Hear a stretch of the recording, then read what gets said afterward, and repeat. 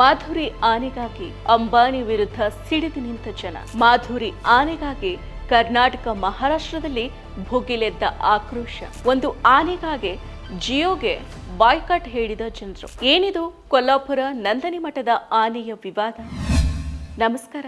ಇತ್ತೀಚಿನ ದಿನಗಳಲ್ಲಿ ಧರ್ಮಸ್ಥಳ, ಟ್ರಂಪ್ ಸುಂಕ, ಬಿಹಾರ ಮತದಾರ ಪಟ್ಟಿ ಪರಿಷ್ಕರಣೆ, ಮತ ಕಳುವು ಆರೋಪಗಳ ಸುದ್ದಿಗಳ ನಡುವೆನೇ ಇದೀಗ ಮತ್ತೊಂದು ಸುದ್ದಿ ಮುನ್ನೆಲೆಗೆ ಬಂದಿದೆ. ಅದೇ ಕೊಲ್ಲಾಪುರ ನಂದನಿ ಮಠದ ಆನೆಯ ವಿವಾದ. ಹೌದು, ಕೊಲ್ಲಾಪುರದ ನಂದನಿ ಜೈನ ಮಠದ ಆನೆ ಮಾಧುರಿಯನ್ನ ಗುಜರಾತ್ನ ಜಾಮ್ನಗರದಲ್ಲಿರೋ ಮುಖೇಶ್ ಅಂಬಾನಿಯ ಪುತ್ರ ಅನಂತ್ ಅಂಬಾನಿ ನಿರ್ವಹಿಸ್ತಾ ಇರೋ ವಂತರ ಮೃಗಾಲಯಕ್ಕೆ ಸ್ಥಳಾಂತರ ಮಾಡಲಾಗಿದೆ.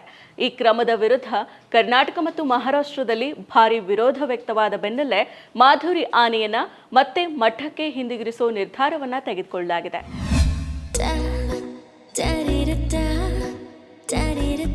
ನನಗಿಷ್ಟ ನಂದಿನಿ ತುಪ್ಪ, ಶುದ್ಧ ತುಪ್ಪ ಅಂದ್ರೆ ನಂದಿನಿ.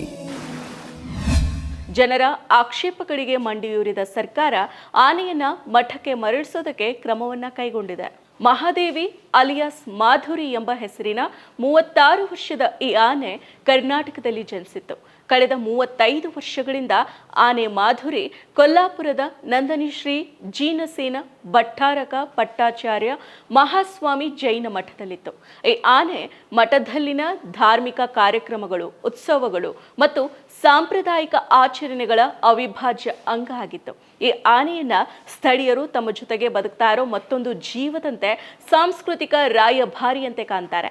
ಆದರೆ people for the ethic treatment of animals ಈ ಸಂಸ್ಥೆ ಮಠದಲ್ಲಿ ಆನೆಯನ್ನ ಸರಿಯಾಗಿ ನೋಡ್ಕೊಳ್ಳಾಗ್ತಾ ಇಲ್ಲ, ಆನೆಯ ಆರೋಗ್ಯ ಹದಗೆಟ್ಟಿದೆ, ಅದರ ಮಾನಸಿಕ ಸ್ಥಿಮಿತ ತಪ್ಪು ಹೋಗಿದೆ, ಹಾಗಾಗಿ ಆನೆಯನ್ನ ವಂತರಾಗೆ ಸ್ಥಳಾಂತರ ಮಾಡಬೇಕು, ಅಲ್ಲಿ ಆ ಆನೆಗೆ ಉತ್ತಮ ಆರೈಕೆ ಮತ್ತು ಸಂರಕ್ಷಣೆ ದೊರೆಯುತ್ತೆ ಅಂತ ವಾದ ಮಾಡಿ ಕೋರ್ಟ್ಗೆ ಅರ್ಜಿಯನ್ನ ಸಲ್ಲಿಸಿತ್ತು. ಈ ಅರ್ಜಿಯ ವಿಚಾರಣೆಯನ್ನ ನಡೆಸಿ ತೀರ್ಪನ್ನು ನೀಡಿದ ಬಾಂಬೆ ಹೈಕೋರ್ಟ್ ಗುಜರಾತ್ನ ವಂತರ ಪ್ರಾಣಿ ರಕ್ಷಣಾ ಕೇಂದ್ರದಲ್ಲಿ ಆನೆಗೆ ಪುನರ್ವಸತಿಯನ್ನ ನೀಡುವಂತೆ ಆದೇಶವನ್ನ ನೀಡಿತು. ಆ ಬಳಿಕ ಸುಪ್ರೀಂ ಕೋರ್ಟ್ ಕೂಡ ಹೈಕೋರ್ಟ್ನ ತೀರ್ಪನ್ನ ಎತ್ತಿ ಹಿಡಿದಿತ್ತು. ಅದರಂತೆ 2025 ಜುಲೈ 16ರಂದು ಆನೆಯನ್ನ ವಂತರಾಗೆ ಕೇಂದ್ರ ಸರ್ಕಾರ ಸ್ಥಳಾಂತರ ಮಾಡಿತು. ಈ ಕ್ರಮವನ್ನ ಅನೇಕ ಜೈನ ಧರ್ಮೀಯರು ಖಂಡಿಸಿದ್ದಾರೆ.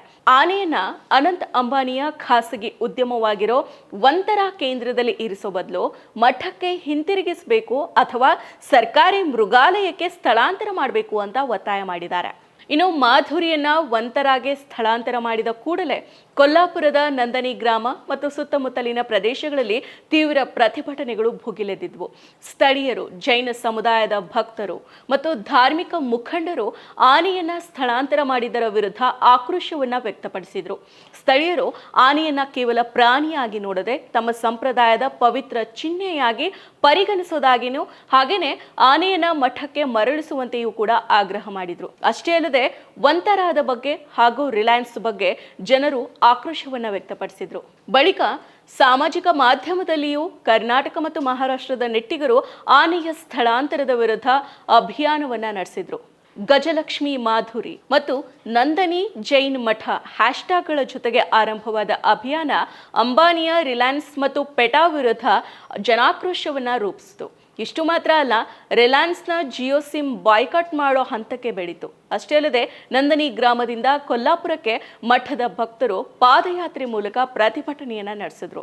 ಜನರ ಆಕ್ರೋಶ ಹೆಚ್ಚಾಗ್ತಾ ಇದ್ದಂತೆಯೇ ವಂತಾರ ಕೇಂದ್ರ ನಾವು ಆನೆಯನ್ನ ಕೊಲ್ಲಾಪುರದ ಮಠದಿಂದ ಜಾಮ್ನಗರದಲ್ಲಿರೋ ವಂತಾರಕ್ಕೆ ಸ್ಥಳಾಂತರ ಮಾಡುವಂತೆ ಕೇಳಿರಲಿಲ್ಲ, ನ್ಯಾಯಾಲಯದ ಆದೇಶದಂತೆ ಪ್ರಕ್ರಿಯೆಗಳು ನಡೆದಿದ್ವು ಅಂತ ಸ್ಪಷ್ಟನೆಯನ್ನ ನೀಡಿತು. ಇನ್ನು ಸ್ಥಳೀಯರು ಮತ್ತು ನೆಟ್ಟಿಗರ ತೀವ್ರ ವಿರೋಧದಿಂದಾಗಿ ಈ ವಿವಾದ ರಾಜಕೀಯ ಚರ್ಚೆಗೂ ಕೂಡ ಗ್ರಾಸ ಆಯಿತು.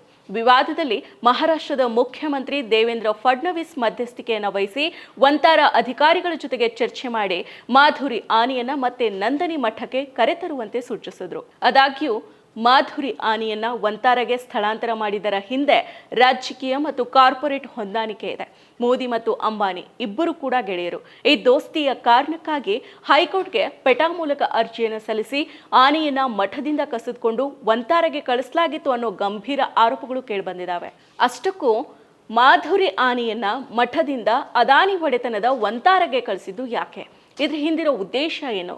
ಅಷ್ಟಕ್ಕೂ ಆನೆಗೆ ಹುಷಾರಿಲ್ಲ ಅನ್ನೋದೇ ಆಗಿದ್ರೂ ಸರ್ಕಾರಿ ಒಡೆತನದ ಝೂಗಳಿಗೆ ಆನೆಯನ್ನು ಸ್ಥಳಾಂತರ ಮಾಡಬಹುದಿತ್ತಲ್ಲ. ಕಾನೂನು ಪ್ರಕಾರ ವನ್ಯಜೀವಿ ಸಂರಕ್ಷಣಾ ಕಾಯ್ದೆ 1972ರ ಸೆಕ್ಷನ್ 43ರ ಅಡಿ ಆನೆಗಳನ್ನು ಧಾರ್ಮಿಕ ಅಥವಾ ಇತರ ಉದ್ದೇಶಗಳಿಗಾಗಿ ವರ್ಗಾವಣೆ ಮಾಡೋದಕ್ಕೆ ಅಥವಾ ಸಾಗಿಸೋದಕ್ಕೆ ಷರತ್ತುಬದ್ಧ ಅನುಮತಿಯನ್ನು ನೀಡಲಾಗಿದೆ.